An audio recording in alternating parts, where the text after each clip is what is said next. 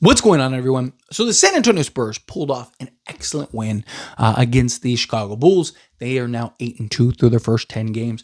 And that Chicago game in particular, right? Teams that want to be good or that are good, they find ways to win. You're in games, you think this is not going the way that we had planned. This is sinking and it's sinking fast. And you stay with it and you stick with it and you find and you scratch and you claw and you find ways to win. And I really liked that Spurs victory over the Chicago Bulls particularly, right? Like that was one of those games that they probably should have lost, that Chicago kind of felt in control most, if not all of that game. It felt like this is just going to be a bad loss for the Spurs. You know, you're having a different narrative, different conversation. Like, can they win on the road, right? Like, their inexperience showing, especially after that Lakers loss in particular, because that was a game in which the opposite happened, right? Like, the Spurs were Chicago. They were in control. It felt like the Spurs were going to win that game. And then the Lakers just snatched that and got the win. And it felt like a game where inexperience fell to the experience of the Lakers. And the Lakers were able to pull out that win. And it was a tough loss. But it's like, okay, how do you respond? Right? I've talked about, right? Losses happen. Even consecutive losses happen, right? But how do you respond to said losses? The good teams respond by going on win streaks and winning games and not letting the losses, pile up, right? Because you could have a snowball effect. Look at Chicago, right? Chicago is right now the opposite of what the Spurs are doing, right? Both teams started 5-0. Spurs for sure started 5-0. It was the best start in their franchise history. I believe Chicago started 5-0 as well and have just gone on that losing streak since then, and it's starting to spiral, right? Do they right the ship at some point and kind of get it right? We'll see. Time will tell. But it was the same thing I said after that first loss against Phoenix, right?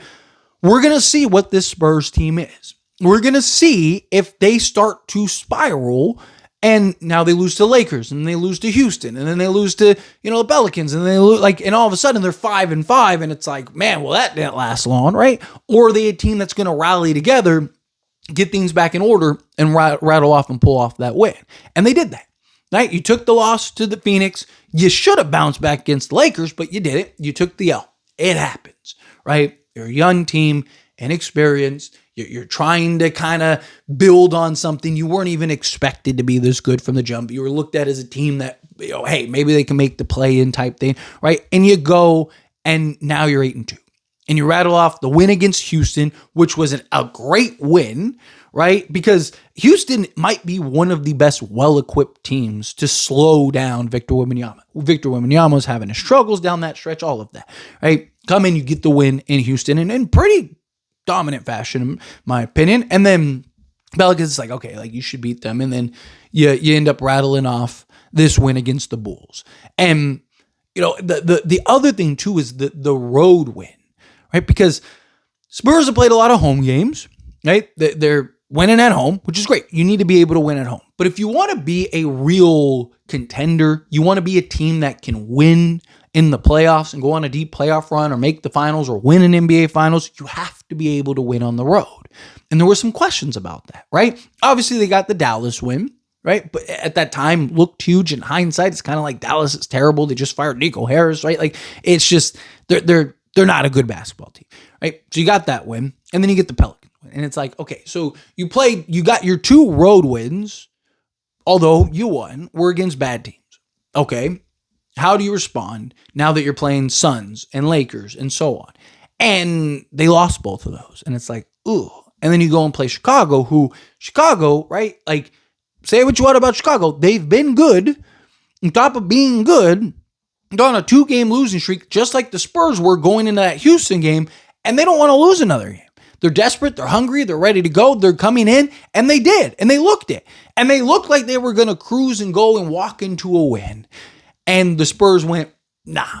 And Victor Wembanyama hit those 2 clutch threes and did all that stuff and had a monster game and did all the things that you want your superstar to do in a game in which you're not playing your best game. Or, Chicago just seems to every moment it's just like, man, there again.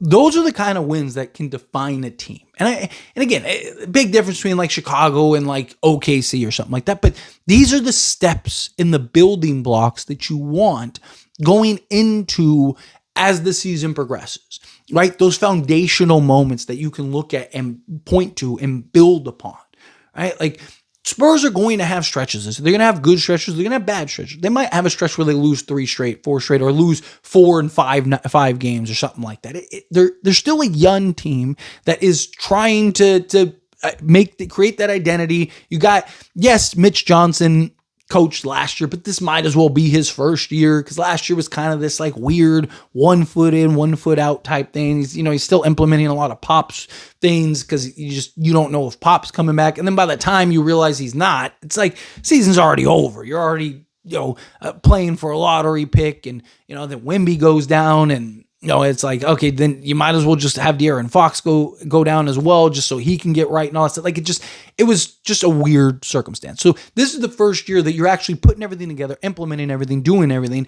And Mitch Johnson's been great, like to his credit, right? Like I didn't like some of the things he did last year, but I talked about it in my, breakdown videos going into the season that like, hey, I'm willing to give him a chance. I'm willing to give him a shot because last year was kind of a unique year in a unique situation. So I don't want to hold that against him. I want to give him a fair shake. I think he's been very good, right? There's still some things that definitely needs to improve and work on as everybody, as the team does as a whole and all that stuff. But you're seeing this team, exceed expectations and continuously winning. Now they do have a tougher stretch coming up. Right. And that's going to be a good test. You got the Warriors twice. And then you have like a 4-game stretch where you're on the road and you're playing teams like Minnesota and stuff like that. So no, this is going to be a really good test for the Spurs.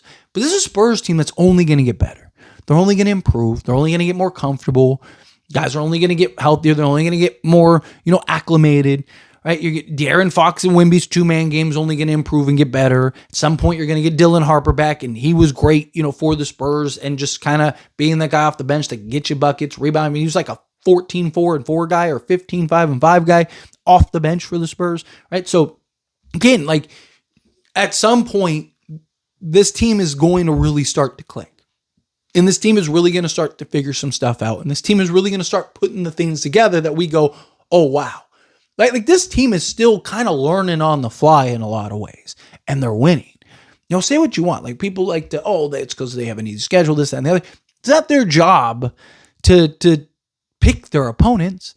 Their job is to go in and beat the teams in front of them. And aren't the good teams supposed to beat the teams that they're better than? Isn't that the point? Like if they're playing these bad teams, these teams that are so bad, shouldn't the Spurs be dominating them? Right, Spurs, second in defense and, one of the top offenses doing all this stuff. They're the best team in transition, if I'm not mistaken, right? Like, isn't that what they're supposed to do?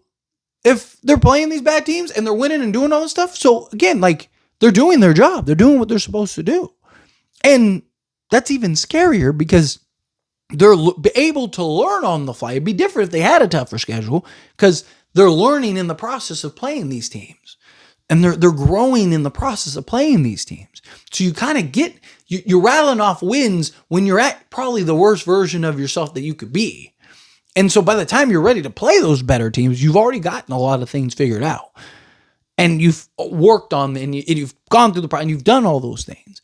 Right? So this is great for the Spurs. Like the Spurs are going to be in excellent shape. I'm really excited to kind of see them kind of continue to grow and blossom. It's just been great to see. But anyway, as always, this is a discussion. I pass a question to you. Let me know your thoughts and opinions down in the comments. That being said, if you haven't liked this video, hit that like button. Helps me out. It's me enjoy these types of videos, and I truly appreciate it. Not subscribe channel, hit that subscribe button. Turn on the bell notifications. Appreciate y'all. See you in the next one.